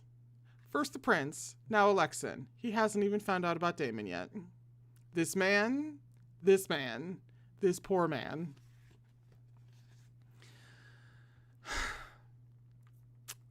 As Charles stood amazed, Alexin drew himself up to his full height, pushing back the blue cloak. It's true. I am Alexin, son of Heron, said Alexin. I am not a humble sheep farmer as I claimed. But your insights about wool, said Charles. That's like the one thing that he judges everything around. It's like, if you know wool, then I believe you to either be a merchant or be like royalty or be some other assistant. No, hilarious. But your insights about wool, you couldn't possibly be the son of someone that then you wouldn't know about wool. I love him. I often travel anonymously through the province, said Alexin. People show their true natures freely when they don't know who I am. He stepped forward to stand beside the Kairos of Agina. The resemblance in the cut of his jaw, the wide-spaced eyes, and the thick brows was unmistakable.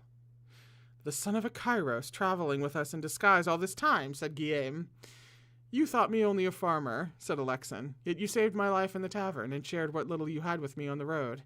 When I learned who you were, I tested you, and found the rumors to be false. You believe in the alliance of kings, as do I, as does my father. Heron came forward to greet Charles. Or would it literally just be pronounced Aaron? Because if we're going by heir, as in H-E-I-R, then wouldn't it just be Aaron? Lamen pushed his hat very low down on his forehead and bowed even more deeply than was necessary. I hope you will join us as this I think there's a typo. I hope you will join us this evening as a guest of my son's.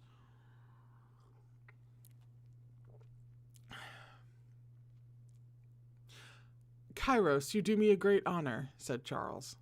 His bow turned into an exuberant hug from Guillaume and celebratory backslapping from Lamen when Aaron and the keeper left, with the promise that they would begin trade talks that evening. Enjoy your small victory. Macon's eyes were black with anger. I have bigger deals to supply. Bigger than trade with the Kairos, said the prince. Bigger than your tiny mind can grasp, said Macon. Tomorrow I ride for Patras. Dinner as Aaron's guest was splendid, and it was a great pity that Lamen felt sick and could not attend. Jesus.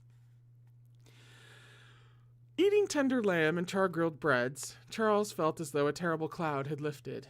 Macon was riding away to Patras, and with the patronage of the Kairos of Agina, sorry, did I do that? No, I said that right. Agina, Charles's reputation in this region was restored. I believe every Kairos should have a working knowledge of wool and of all tariff commodities, Alexin said, passing the stuffed mushrooms. I have always thought that, said Charles. The conversation was excellent, the food was excellent, and the trade deal they had struck gave Charles exactly the revenue he needed to open the warehouses he dreamed of in Delphi.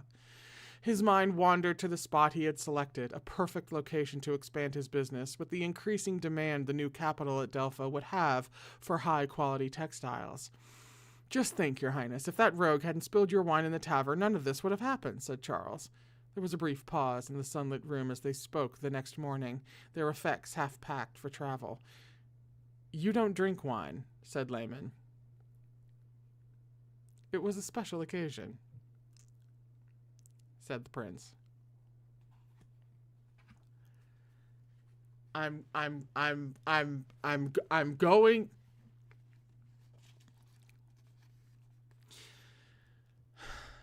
Should I be glad you aren't cornering a trade empire, said Lamen.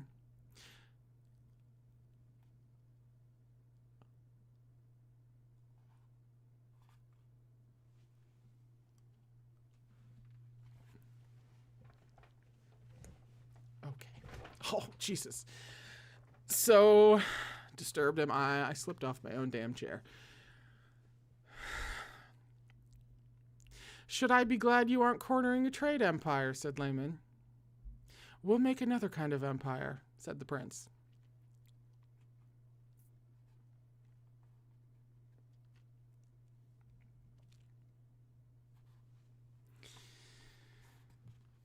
It was a beautiful day for traveling. The sun rising high and bright with a charming breeze. They traveled west for several hours until they drew up alongside a field of soft grass peppered with wildflowers, the light glinting on a winding stream, where the prince called for a halt. Supplied with an excellent repast from the Kairos, they could eat well at this makeshift shop and water the horses, even let them graze a little, waffling the grass at the end of their ropes. But the prince leapt down immediately and began shouting for their soldiers to throw open the wagons. Here, he said, we're far enough. Open them up, now. There was really no need to check the inventory, Charles thought. They had sold most of what they had carried, and the money they had collected was riding safely in a chest beside Charles, protected by their mounted guard. It was Guillaume who let out the cry, Charles! Charles! Charles was clambering down immediately. Seeing the white look on Guillaume's face, he remembered suddenly the poisoned horse, and rushed to Guillaume's side. For a moment, the surreality of it prevented him from feeling sick, and then the physical reaction hit, alongside a horror that seemed to rush through his body and constrict his chest. There were people inside the wagons. Young men and women, at least 24 in this wagon alone, cramped, roughly bound together, sick from some sort of drug, and underneath that, terrified. What the fuck is going on?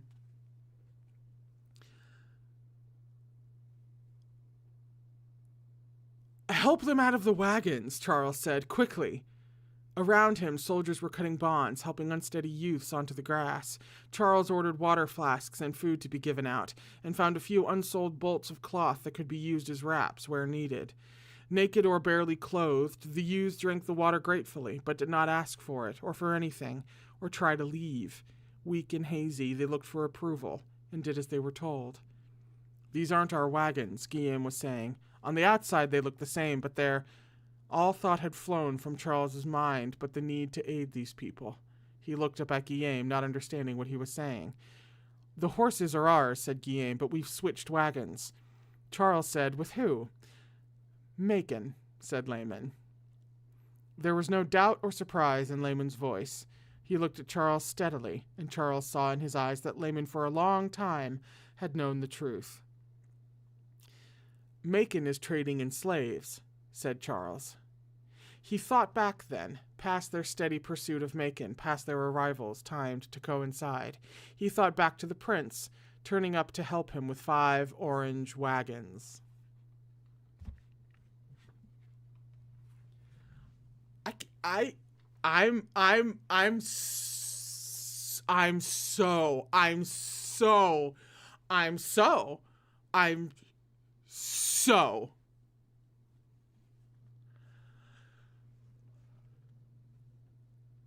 Elite training gardens now teach the traditional skills for employment, but some still smuggle slaves to Patras.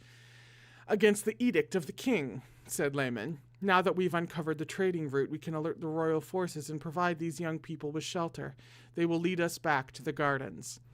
The prince's face was expressionless as he arrived beside them, gazing out at the young men and women on the grass. Our rendezvous will arrive soon. What about Macon? Shouldn't we send the guard after him? No, said the prince. He spoke with cold decision, just that one word. Charles looked instinctively to Lamen, whose expression, like the prince's, did not change.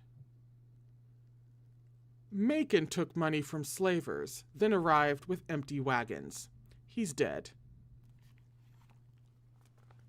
That would be very fucking true. I'm not even so anymore. That's a scene break. Jesus fucking Christ. Standing at the edge of the small garden at Davos, Charles looked out at the evening view. The last of the light lingered in dusk purples and blues. I just had a huge crack of lightning. I don't even know if you heard that. Damn. We're really celebrating, the deaths of slavers in nature today. The last of the light lingered in dusk purples and blues. Beyond the colonnades where he walked, the landscape swelled and deepened in the mountains and valleys that characterized this region. The day felt like a sort of dream. The arrival of the royal guard, the ex-slaves brought to safety in Davos. Tomorrow the prince would depart, riding back to Marlis, where he would tell everyone about his hunting trip to Aquitar. No one but Charles would know of his efforts to end Macon's trade here. He stopped on the path where steps led down to a fountain and the quiet buds of some sort of night blossom. There was just enough light to make out the two figures there. Don't do this to me. Lamen stood before the prince, their heads very close as they spoke softly. Charles saw Lamen tilt the prince's chin up. Then, with the simple confidence of long familiarity, Lamen leaned in and kissed the prince on the mouth. It was, in a sense, no surprise to Charles. On their ride last year through Melos, Charles had watched them grow close. He had thought it was charming for the prince to have found himself a young lover, and Lamen had shown an entirely appropriate level of devotion. Indeed, Lamen was a well-made young man, glowing with good health, the easy-natured, virile type that might well attract royal attention. Now, of course, things between them must be different. Everyone knew that Prince Laurent was the lover of the Achaean king, Damianos. The prince's love affair with Lamen would be relegated to its proper place, a dalliance between royalty and the object of its brief attention. The prince's arms slid around Lamen's neck, drawing him closer, and the kiss deepened, Lamen pulling their bodies together. When the prince drew back, smiling and murmuring something to Lamen, Lamen's head dropped to the prince's neck. They were both speaking with obvious affection. "Charles, you called for me," said Lamen, entering Charles' room the next morning. Charles motioned Lamen over to the reclining couch where they both sat in the sunlight from the high window. "No, Charles, don't give him the speech I think you're about to give him. Oh, dear God. I am 40 this year. It's not so old, but it's old enough to have seen my way around this world. I've seen the way you are with him." A small, rueful smile as Lamen turned his warm eyes on Charles. "Is it so obvious? You've chosen a difficult path." I can read this, I swear. "He is the Prince of Ver, tied in alliance to the Achaean king." "Charles," said Lamen.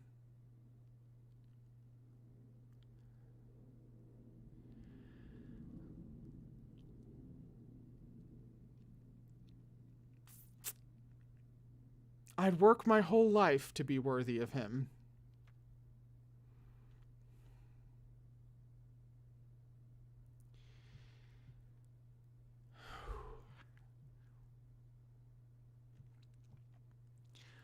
Looking into Lamen's open, youthful face, Charles thought there were many things he might say to him. He might caution him about hanging his hopes on an affair with such a great difference in birth. He might advise him instead to turn away and learn a trade. "I am glad he'll have you with him. He needs an unswerving companion, and many great men in Ver stay loyal to their companions for a lifetime when their feelings are true." "And Achelos, too," said Lamen. "Yes, think of the loyalty of Iphigenia. Or Theomedes, devoted to his mistress, Hypermnestra, though she was too low in rank for him to marry." "I'll stay by Laurent for as long as he wants me," said Lamen. Charles looked at Lamen and felt glad that his prince would have a man like this at his side. "If you ever find yourself in need of help or a trade, I hope you will come to me. I think you would make a fine merchant's assistant." Charles held out his hand. "Thank you, Charles. That is a real compliment," said Lamen, clasping his arm in farewell. That's a scene break. I am about to like vomit rainbows or some shit. I can't handle this. Oh my god. Long live the king. Long live King Laurent of Vere. Charles sat happily on the rooftop of his wagon, while others climbed onto the wheels of his wagon and the sideboards of his wagon, or just stood on the tips of their toes next to his wagon, and craned and jumped and waved. The streets were thronged, without a vantage. It was hard to see anything. He is not going to know who it is until he sees them both as... Literally, my face hurts so badly. You guys don't understand. Oh, I should sue her for damages, to be honest, because this is legitimately, it hurts. Okay.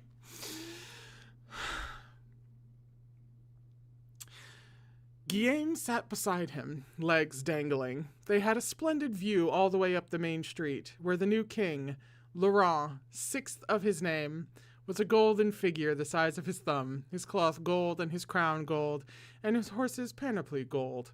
He rode at the head of the royal procession, with its silk-clad standard-bearers and horses with jeweled saddlery, and guards in blue and gold livery, and heralds with starburst banners, and young boys and girls strewing blue and yellow flower petals, making its way through the town towards the fort.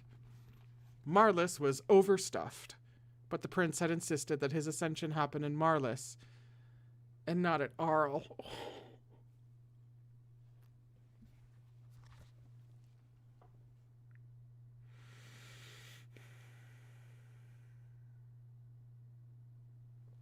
Oh, I can't do this. No, no. Come on. Come on. And so counselors and Cairoi and nobility from Vere and Achilleus had their house and their households were crammed into the fort, and into every inn, and into every lodging the township could find. We were having such a good time. Charles himself had a room in the upper floor of a tailor's house that he shared at an exorbitant price with a batch of minor nobles from Casus. Unlike the nobles, he had an invitation to attend the king on the third night of celebrations. His swelling of pride felt fit to burst every time he thought of this honor, and of the king's kindness in remembering a humble cloth merchant on the occasion of his ascension. He wore his best jacket with straight sleeves of black velvet, rode with seed pearls, and lined with Veronese satin. He made sure that it sat straight, and carefully placed his hat at the right angle, and buffed his gold-buckled shoes to a rich shine. As he walked the length of the throne room, past great women and men from two countries, he realized it was the first time that both Vere and Achilleus had joined together to witness an ascension. A true union, he thought, and then he reached the figure that was waiting for him. King Laurent was dressed in gold, his head crowned in gold, his clothes of ivory silk and gold, a young king resplendent, so bright that the eyes overbrimmed just to look at him. "Your Majesty," Charles said, bowing low. "Charles," said his king, "there is someone I want you to meet." As Charles rose from his bow, another very great figure was coming towards him, and Charles had the initial impression only of kingship, flowing Achillean robes, power, laurel-crowned. "Damianos of Achilleus," said Laurent. Charles looked up, and up, and up, at the familiar face, warmly handsome, at the smile and the eyes that he knew so well.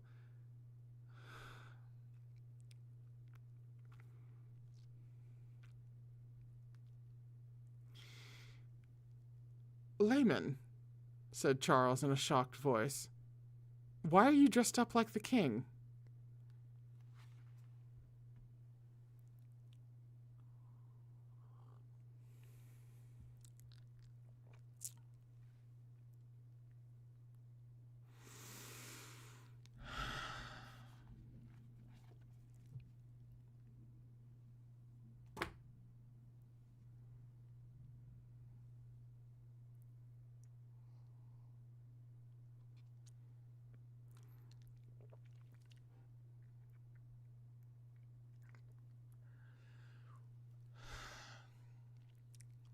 that would be the end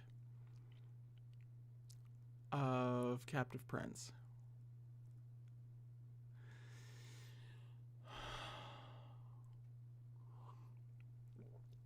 Since it took us over the time limit for today, we are well past 5, I have to kind of immediately go.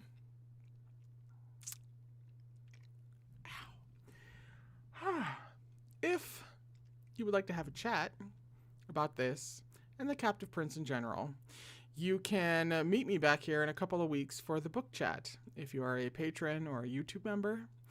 And that will be our last Captive Prince chat.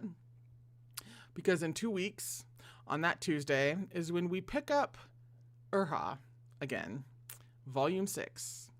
2 weeks from today.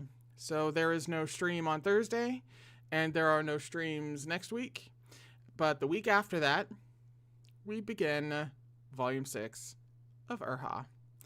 And following that, obviously, the book chats will follow suit. The book chats are not going anywhere.